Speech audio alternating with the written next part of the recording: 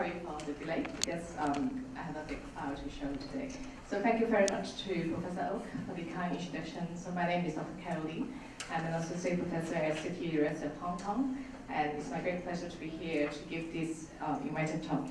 And the topic that which I'm going to present for today would be on bioconversion of textile waste into sulfuric acid. So in fact, this is one of the projects which we currently collaborate with Professor Oak, which is the applied research grant funded by City University of Hong Kong since last year.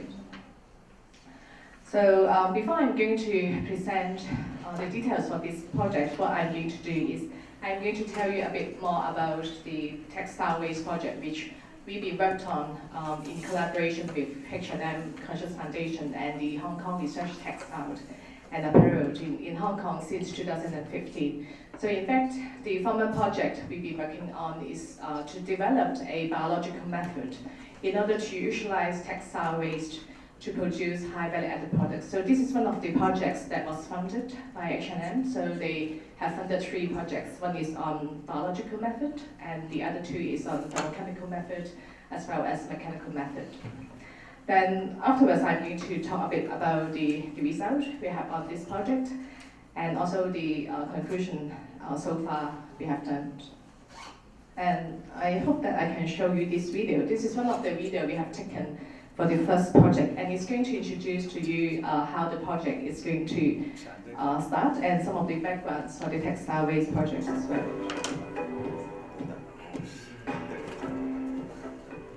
There have been increasing concerns about the disposal of textile waste in recent years. In 2016, average daily textile waste was 343 tons, constituting 3.3% of daily municipal solid waste disposed of at landfills in Hong Kong. In 2014, over 14 million tons of textile waste was generated in the U.S., and only 2.38 million tons were recycled. 9.49 million tons were sent to landfill. The major difficulty in textile waste recycling is that varied compositions are used, which limits regenerated products to low-value applications. For example, second-hand clothing and basic fiber content. This project developed a novel bioprocess which makes use of textile waste for the sustainable production of different value-added products, such as glucose synthetic fiber, bioplastics, biochemicals, and biosurfactants. These materials are applicable to a range of industries. The process consists of 4 main steps. Step 1, modification of textile waste. Textiles are usually composed of natural and synthetic fibers, such as cotton and polyester PET blends. Their macrostructure prevents the biological catalysts, enzymes, acting to degrade the natural components during hydrolysis. Therefore, the research team has developed a green and promising pre-treatment method to modify the structure of textile waste with reusable chemicals. This treatment facilitates the reduction of the crystallinity of cellulosic fiber in textiles and enhances its susceptibility to the subsequent hydrolysis. Step 2, enzyme production by fungal cultivation. To produce enzymes for the textile waste hydrolysis, Aspergillus niger, CKB, is grown on the textile waste. Enzymes are actively secreted in situ by the fungus through solid-state fermentation or submerged fermentation. Microscopic pictures show the fungus is able to grow on the surface of fibers in a 7-day cultivation under 28 degrees Celsius. The enzymes are then recovered and used in textile waste hydrolysis. Step 3, enzymatic hydrolysis of textile wastes. The enzyme solution is thoroughly blended with the pre-treated textile waste and undergoes hydrolysis in a bioreactor. This process hydrolyzes the cotton into soluble glucose, while the non-biodegradable material, for example polyester, remains intact and is separated as a solid form by filtration. The hydrolysis is carried out under mild conditions and is completed after 48 hours. Step 4, products refining. The polyester recovered from hydrolysis is respun into fully oriented yarn with satisfactory properties for applications in the textile industry, while the hydrolysate is purified by activated carbon to become a glucose-rich syrup. The glucose can be converted into different bio-based products, such as plastics, surfactants, and chemicals by industrial biotechnologies. The proposed biorefinery strategies are capable of recycling most textiles, such as 100% cotton, 100% polyester, jeans, and cotton polyester blend textiles. It provides a green technology to enable a closed-loop recycling strategy for the textiles industry by capturing the embodied value of the synthetic fiber. The bio-based products derived from textile waste can replace fossil fuel resources and eventually lead to the establishment of a sustainable and circular economy. So this is just a quick introduction about the previous project that we've been working together with H&M and Hong Kong Limited. So I guess you have seen more or less the ideas for the project, and here I'd just like to point out that what we are going to talk about in the coming slides is talking about how we can utilize the glucose syrup from this textile waste hydrolysate to produce acetic acid. So that's the main focus of this applied research grant project. So here, in fact, the ideas for using biochar for colorant removal was proposed by Professor Oat. So during the first visit to Korea University last year. And here you can see that, in fact, there are two parts that we could utilize the biochar. The first part is here. So we could remove the colorant after the enzymatic hydrolysis part, because you could see that there's quite a lot of dye stuffed in the textile hydrolysate, and that could possibly inhibit the fermentation that we are going to conduct using the yeast. And that's why we would like to remove the colorant in that part. And also, after we get our succinic acid in the fermentation, we would like to remove the colors in the fermentation broth before we recover the succinic acid crystal. So these are the two inputs of the biochar. And in this project, we've been using Yellowella lipolytica, which is one of we call the lipo yeast. So this yeast basically produce different types of organic acid, and it also accumulates lipids as well. So the objective for this project, again, to test the feasibility, whether we can utilize the textile waste hydrolysate to produce succinic acid. And first of all, we have to optimize the enzymatic hydrolysis part to make sure we have the right pH, temperatures, and conditions to get glucose, to have the highest glucose recovery yield. And the second part is to study the feasibility, whether we can utilize the textile hydrolysate via the Yellowella lipolytica to produce succinic acid. So we have to also investigate the effect of medium composition for our hydrolysate to ensure that we have sufficient carbon, sufficient nitrogens, and other nutritional components to produce succinic acid. And also using different fermentation strategies, which we are going to introduce in the next few slides. And afterwards, the last part of the project, we would hope to study the succinic acid recovery as well as the upscale feasibility. So this part, I think we have not yet up to this part yet, but we are going to do it in the next phase of the project. So talking about Yellowella lipolytica, in fact, we've been working on this yeast since year 2012. The reason that why people like to use yeast instead of bacteria to produce succinic acid is because the yeast can tolerate a lower pH for the organic acid production.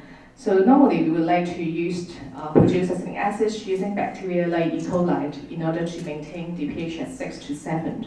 But the Yellowella lipolytica is a very unique dimorphic yeast, so it could tolerate a much lower pH, around pH 2 to 3, in order to produce succinic acid. And one of the yeast that we've been using, the code number is PGC202. So it has different type of transformation. For example, we try to overexpress some of the pathway and also locked out some of the pathway in order to prevent the production of byproducts such as acetic acid, to inhibit the cell growth and also to lower the succinic acid production. Because at the end of the day, we want to accumulate as much succinic acid as possible in the TCA cycles. So the first part of the study is to study the feasibility of the colorant removal by biochar. So this is the conditions that we have tested. We have used different percentage of biochar, starting from 1% to 5%, and that was conducted in a shake flask scale in order to see whether we can remove the biochar after 24 hours. So the result shows that by using 2% of biochar, we can efficiently remove, essentially remove all the colorants in the hydrolysate. So in fact, I think 2% would be sufficient rather than using the 3% and 5% of biochar. And then next, we do the elementary analysis to see what are the major cat ions being released after the biochar treatment. So again, we use the 1% to 5% biochar treated textile hydrolysate and see how much of the cat ions that will be detected using the ion chromatography.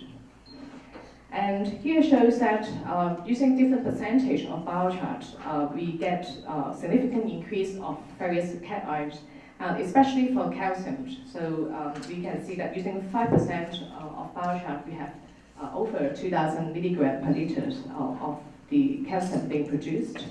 And this is a positive result because we know that after the calcium is added into the hydrolysate, we can utilize it as the minerals for the succinic acid fermentation. And the next part of the study, we would like to see whether we can utilize the biochar treated textile waste hydrolysate in succinic acid fermentation. And so the first part of the study, we just conducted in a shake flask scale by comparing 30 grams per liter biochar treated textile hydrolysate versus the defined medium with 30 grams per liter of glucose. And we also use a mixture of nitrogen source, which is 20 grams per liter of tryptans and 10% per liter of yeast extract.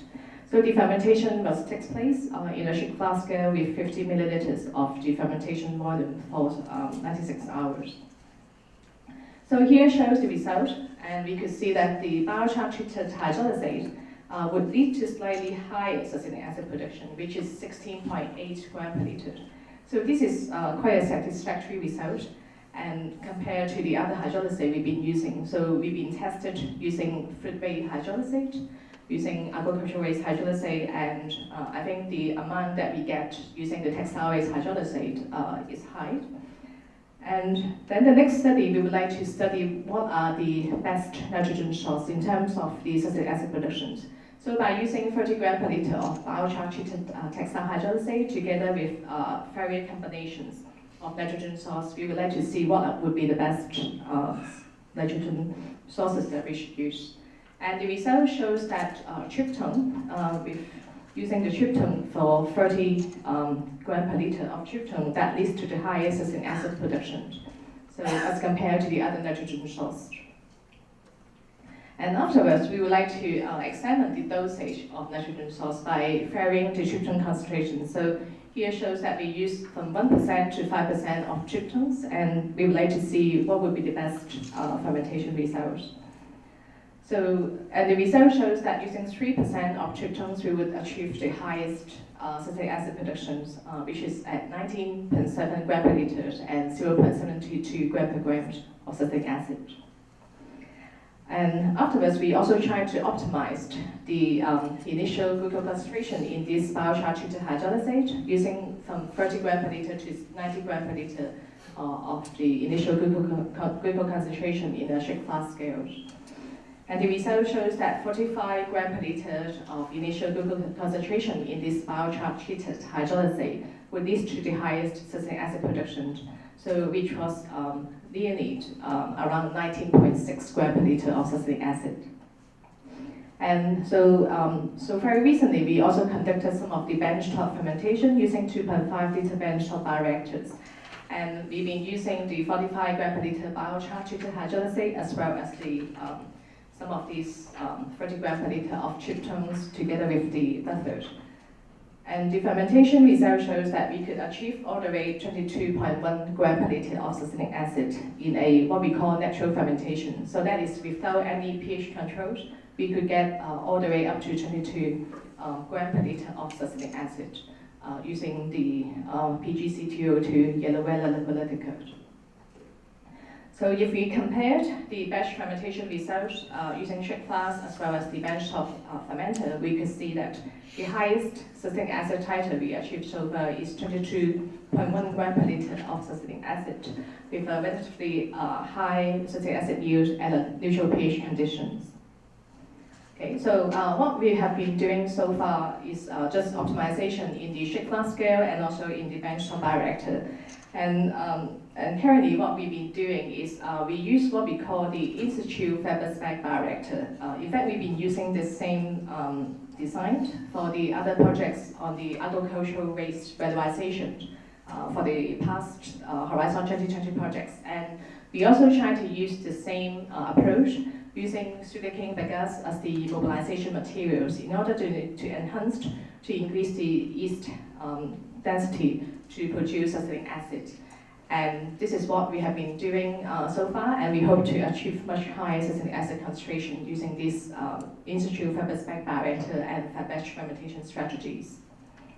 So this comes with the summary of the study. So we have successfully demonstrated we could utilize this biochar-treated hydrolysate to produce succinic acid, and there's no major inhibitory effect with all the elemental increased in terms of the cation concentrations in the hydrolysate, and we also achieved very good succinic acid production in the benchtop scale fermentation. So before I end this study, I would like to say thanks to our funding bodies, the City University of Hong Kong for the Applied Research Fund.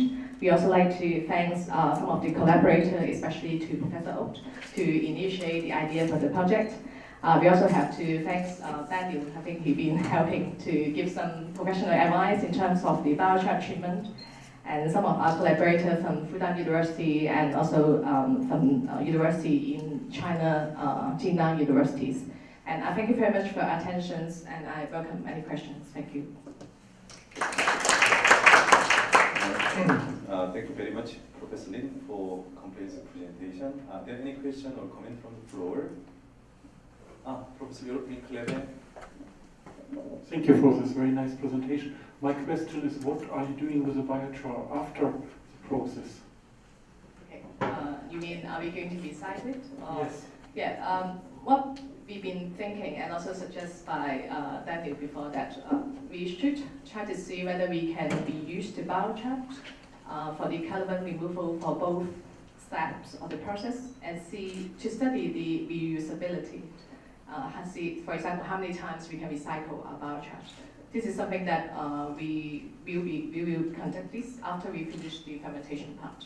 Yeah, but we try to complete the schedule for the fermentation, because I think the last slide I've been telling you the fat batch fermentation in-situ Faber spec bioreactor. So it takes at least like 3 weeks for one batch of fermentation. So we hope to get that part done by early next year, and then we can proceed with the biochar reuse studied. Yeah. Professor Yongban-ju? Yeah, so it's very interesting study and useful. And my question is whether this is up to the largest scale production, or still in the lab bench, or it's a prototype, or I think this potentially can be commercialized in mainland China. It's very useful technology for application. Yeah, thank you so much for the useful comment. So, in fact, we just conduct this project in a benchtop 2.5 liter scale fermenter. And we've been previously discussed with some of the industry. There's a company in US, and they are producing upscale succinic acid production. And what we've been trying to discuss is whether it is feasible to utilize the in-situ Faber spec bioreactor to produce succinic acid. So in industrial point of view, they think it may not be very efficient if we have to have such a heterogeneous system. But this is something that I guess we still need to verify it in a upper scale, like perhaps in a 100-liter scale fermenter. Yeah, thank you. Okay, so maybe the last question, Professor Luo? Yeah. Thank you, sir. It's very interesting and with very clear presentations. I have just want to get more details about the process, the enzymes, and or the product, and during these fermentations, apart from the acid. Okay, so some of the science stream, right? I guess in one of the slides when you show the benchtop fermentation, you also see we have pyruvic acid, you have citric acid, and quite often this byproduct could be consumed as carbon source, and it cannot be consumed as a carbon source at the end of fermentation. So what we expect to do is we can recover some of these byproduct streams through the downstream recovery process. For example, we can use vacuum distillation to selectively separate this acetic acid out from this byproduct. And all these byproducts, in fact, it could be utilized as carbon source in the other study. So this is something that I have also suggested to the other project that my PhD students were doing on the biosurfactant, because they can also utilize some of the carbon source as the for the biosurfactant production. So that means we are not wasting some of the side stream. We are trying to utilize, or we call upcycle of these byproducts. Yeah. Okay, thank you. Okay, so there must be more questions or discussions. We can do it during the lunch. Again, thank you for the nice presentation, Ms. Caroline.